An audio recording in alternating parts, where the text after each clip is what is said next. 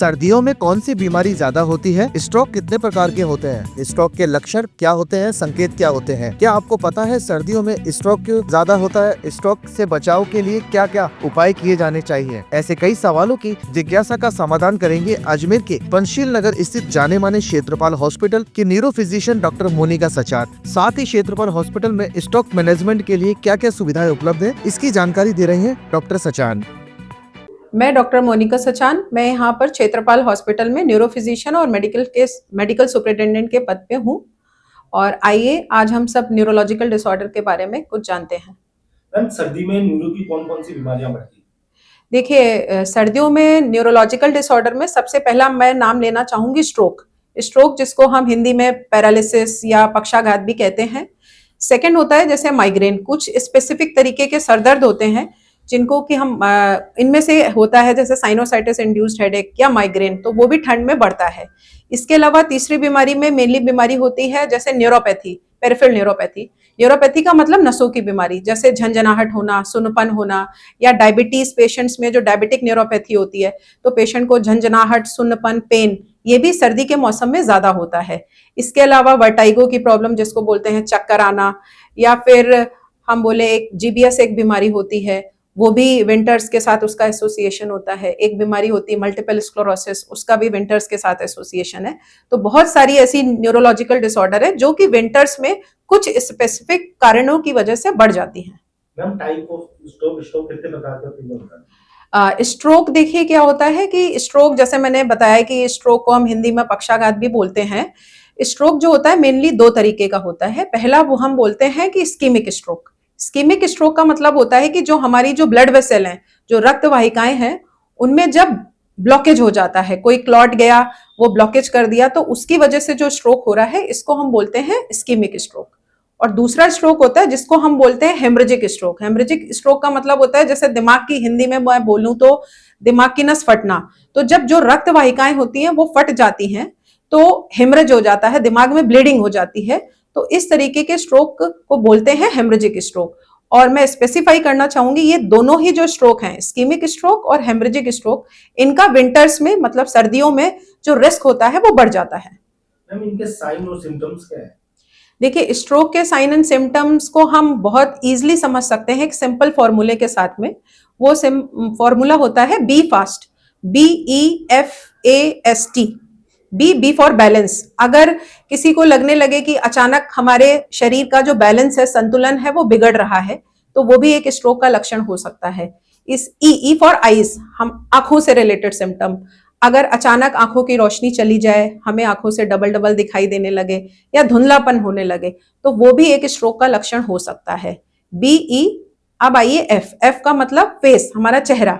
चेहरे में अगर टेढ़ापन आने लगे तो वो भी एक स्ट्रोक का लक्षण हो सकता है। A is stands for arm. Arm मतलब हमारे जो हाथ हैं, हमारे पैर हैं, अचानक एक हाथ पैर में झंझनाहट होना, सुनपन होना या कमजोरी आना, एक तरफ का हिस्सा लकवा मार जाना, ये ए हम इसको समझते हैं। और B fast, S for speech. Speech मतलब जो हमारी लैंग्वेज है, हमारी भाषा है, अचानक हमारी जबान लड़खड़ाने लगे, साफ शब्द ना निकले, तो वो स्पीच का इन्वॉल्वमेंट हो गया। और टी लास्ट का मतलब होता है टाइम। टाइम की इंपॉर्टेंस स्ट्रोक में बहुत ज्यादा है। टाइम मतलब जितना जल्दी आप पेशेंट को हॉस्पिटल ले जाएंगे, कंसल्टेशन डॉक्टर से लेंगे, उतना ही हम आपकी हेल्प कर पाएंगे। तो आपको ये सिंपल फॉर्मूला हमेशा याद रखना है, बी फास्ट। और हेमरेजिक स्ट्रोक के बारे में मैं कहना चाहूंगी कि जो हेमरेजिक स्ट्रोक होता है जिसमें दिमाग की नस फटती है, उसके जो लक्षण होते हैं वो स्कीमिक स्ट्रोक से थोड़ा सा डिफरेंट होते हैं।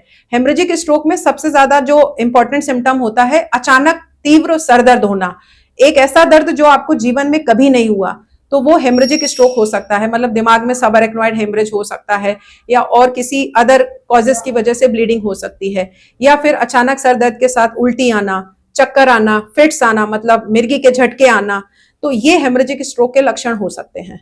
मैम, विंटर में ही स्ट्रोक ज्यादा क्यों होता है? देखिए, विंटर्स में स्ट्रोक जो है मेनली उसके कुछ फैक्टर्स होते हैं, इस वजह से ज्यादा होता है। सर्दियों में होता क्या है कि जो हमारी जो ब्लड वेसल होती हैं उसमें वेसो कॉन्स्ट्रिक्शन होता है। वेसो कॉन्स्ट्रिक्शन का मतलब है कि जो हमारी ब्लड वेसल है, रक्त वाहिकाएं हैं, उनमें सिकुड़न पैदा होती है। तो सिकुड़न की वजह से ब्लड सर्कुलेशन होता है वो धीमा हो जाता है, और उसकी वजह से हमारा जो ब्लड प्रेशर है वो बढ़ जाता है। तो इनडायरेक्टली अगर ब्लड प्रेशर बढ़ा तो ब्लड प्रेशर जो है वो अपने आप में एक इंडिपेंडेंट रिस्क फैक्टर है फॉर स्ट्रोक। तो बीपी बढ़ने की वजह से स्ट्रोक का खतरा बढ़ जाता है, या जो मैंने आपको बोला रक्त वाहिकाएं सिकुड़ती हैं उसकी वजह से स्ट्रोक होने का जो रिस्क है वो बढ़ जाता है। दूसरा क्या है, सर्दियों में हमें डिहाइड्रेशन भी हो जाता है। जैसे कि हमें चूंकि ठंड लगती है तो हम पानी ज्यादा पीते नहीं है, भूख नहीं लगेगी, प्यास नहीं लगेगी तो पानी नहीं पिएंगे, तो डिहाइड्रेशन एक अपने आप में रिस्क फैक्टर है फॉर स्ट्रोक। तो डिहाइड्रेशन की वजह से भी ऐसा हो जाता है। प्लस अगर मैं और भी न्यूरोलॉजिकल डिसऑर्डर की बात करूं, जैसे कि पेरिफेरल न्यूरोपैथी हो गया, माइग्रेन हो गया, वर्टाइगो हो गया, या जो मैंने आपको बोला जीबीएस, ये भी जो ठंड में ये सारे जो सिम्टम्स हैं ये एक रिस्क फैक्टर है, ये बढ़ने के चांसेस रहते हैं। तो इसके बचाव उपाय क्या है? देखिए, बचाव ये है कि बीमारी से अगर हम स्ट्रोक की बात कर रहे हैं तो देखिए स्ट्रोक में से बचाव को इसके लिए हमें ये समझना पड़ेगा कि स्ट्रोक के जो फैक्टर्स हैं किन किन कारणों की वजह से हो रहा है। तो जब तक हम ये नहीं जानेंगे तब तक हम बचाव कर नहीं पाएंगे। तो मैं आपको ये बताना चाहूंगी कि स्ट्रोक जो होता है उसमें जो मेन कारण होते हैं स्ट्रोक के, जैसे अगर किसी को ब्लड प्रेशर की बीमारी है, या डायबिटीज या शुगर है, या कोलेस्ट्रॉल या ट्राइग्लिसराइड लेवल किसी का बढ़ा हुआ है, या अल्कोहल हो गया, स्मोकिंग हो गया, या किसी की फैमिली हिस्ट्री पॉजिटिव है स्ट्रोक में, या किसी को पहले स्ट्रोक हुआ है तो उसको दोबारा स्ट्रोक होने के चांसेस ज्यादा रहते हैं। तो मेनली आपको ये समझना है कि जो आपका ब्लड प्रेशर हो गया, शुगर है, और आपका जो लिपिड प्रोफाइल है मतलब कोलेस्ट्रॉल वगैरह, इनको आपको नियंत्रित रखना है। तो आप रेगुलर डॉक्टर, अगर आपको इनमें से कोई बीमारी है तो आप रेगुलर डॉक्टर की सलाह ले, आप रेगुलर चेकअप कराते रहें, क्योंकि जैसा मैंने आपको पहले भी बताया कि ठंड में ब्लड प्रेशर बढ़ता है। तो जिन लोगों का ब्लड प्रेशर पहले नॉर्मल चल रहा है तो उनका ठंड में ब्लड प्रेशर बढ़ सकता है।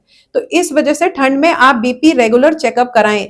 इवन जो आप दवाइयां ले रहे हैं, अगर आप खून पतला करने की दवाइयां ले रहे हैं, या डायबिटीज या बीपी की भी दवाइयां ले रहे हैं, तो वो रेगुलर लें। कुछ पेशेंट्स हमारे पास इधर बहुत सारे ऐसे पेशेंट्स एडमिट हो रहे हैं जिन्होंने 1 या 2 दिन ब्लड प्रेशर की दवा मिस करी या खून पतला करने की दवा मिस करी और उन्हें स्ट्रोक हो गया। तो दवाइयां नियमित रूप से लें, प्लस रेगुलर चेकअप कराएं। दूसरा, ठंड से बचें, मतलब प्रॉपर अपना क्लोथ्स पहने, अपने मतलब सर को कान को ढक कर रखें, ठीक है। स्पेशली मैं ओल्ड एज के लोगों के लिए बोलना चाहूंगी कि सुबह सुबह जैसे लोग मॉर्निंग वॉक पे जाते हैं, तो इस समय सीजन ऐसा है कि आप अर्ली मॉर्निंग पे वॉक पे मत जाएं, और अगर जा रहे हैं तो अपने आप को पूरा कवर करके जाएं, क्योंकि अर्ली मॉर्निंग ब्लड प्रेशर बढ़ने के चांसेस रहते हैं। Heart attack, even brain stroke, दोनों का रिस्क अर्ली मॉर्निंग ज्यादा रहता है। तो ठंड से आप बच के रहें। इवन अपनी जो लाइफस्टाइल है, अपना जो खान पान है, उसको हम चेंज करें, हेल्दी डाइट फॉलो करें सर्दी में। तो इन सारी चीजों से, एक्सरसाइज वगैरह करें तो हम काफी हद तक स्ट्रोक से बच सकते हैं। मैम, आपके हॉस्पिटल में स्ट्रोक मैनेजमेंट के लिए क्या एक्स्ट्रा है? देखिए, ये बताते हुए मुझे बहुत मतलब खुशी हो रही है कि अब हमारा जो हॉस्पिटल है वो एक तरीके का स्ट्रोक कॉम्प्रिहेंसिव सेंटर बन चुका है, जिसमें कि स्ट्रोक के मैनेजमेंट के लिए हमारे पास सारी फैसिलिटीज अवेलेबल है। जैसा कि मैंने बताया कि अगर हम स्ट्रोक को डिवाइड करें तो इस्कीमिक स्ट्रोक और हेमरेजिक स्ट्रोक। जो इस्कीमिक स्ट्रोक होता है उसमें 4.5 घंटे का एक गोल्डन पीरियड होता है। मतलब अगर पेशेंट हमारे पास 4.5 घंटे के भीतर आ रहा है, मतलब पेशेंट को स्ट्रोक का कोई सिम्टम हुआ, मान लीजिए लकवा या पैरालिसिस हुआ, और वो अस्पताल अगर हमारे पास पेशेंट अगर हमारे पास 4.5 घंटे के भीतर आता है तो हम उसमें एक खून पतला करने का इंजेक्शन देते हैं, जिसको हम बोलते हैं थ्रोम्बोलिसिस।